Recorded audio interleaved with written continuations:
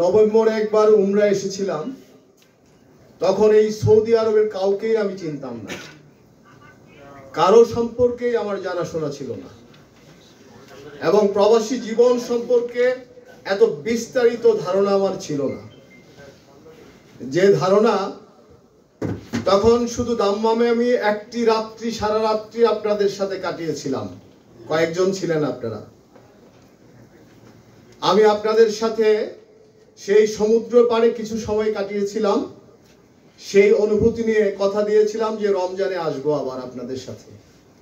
সেই কথা রক্ষার্থেই আমি এবার এসেছি। এবার ভিসা হচ্ছিল না, ভিসার অপেক্ষায় ছিলাম।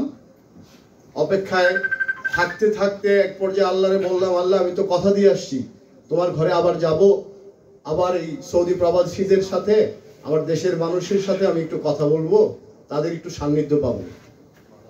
মহান রাব্বুল আলামিন আমার কথা শুনেছেন। আমার সাথে আরো অনেকের ভিসা জমা দিয়েছিলাম, তাদের কারো ভিসা হয়নি, আমার ভিসা হয়েছিল।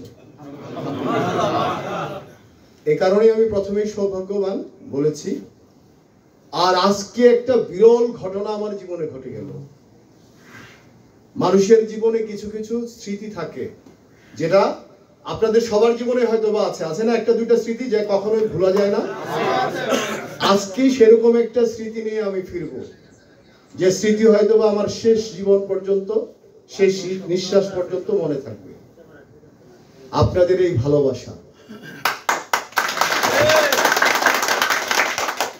প্রবাসীদের যে এরকম ভালোবাসা এত নিখাত, এত খাঁটি, এত অকৃত্রিম হতে পারে আমার জানা ছিল না।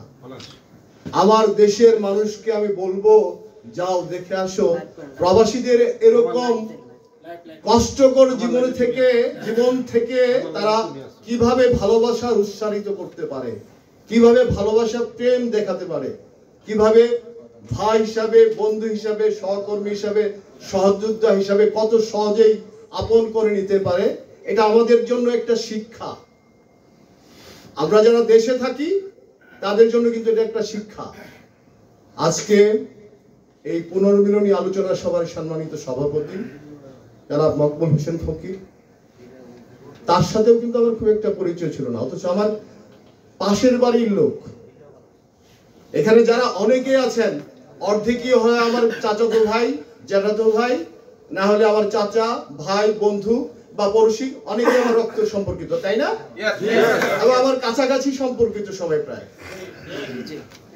আমি জানতাম না এই দাম্মামে কয়েক হাজার এই ধলা, গফরগাঁও, ত্রিশাল, বালিপাড়ার লোক এখানে এইভাবে আছে, এবং এটা যে কত বড় একটা বিএনপি পরিবার শুধু না, এবং আপনাদের এই ভালোবাসা মানে আমাকে মুগ্ধ করেছে। আমি মনে করতেছি যে আমি বোধহয় বাকি জীবন এখানেই থেকে যাই। আমার আজকে সারাদিন বা আমি এবার আসার পর থেকে আমি মানে এরকম একটা কল্পনা কিভাবে বাস্তবে, একটা স্বপ্ন কিভাবে বাস্তবে রূপ দেওয়া যায়, এই জন্য আমি আমার এখানে প্রবাসী যে ভাইরা আছে তাদের কাছে অনুরোধ করি আমি যেন আপনাদের মাঝে থেকে যেতে পারি। আমার এতই ভালো লেগেছে। আজকে এখানে যারা নেতৃবৃন্দ আছেন, যারা দীর্ঘদিন যাবৎ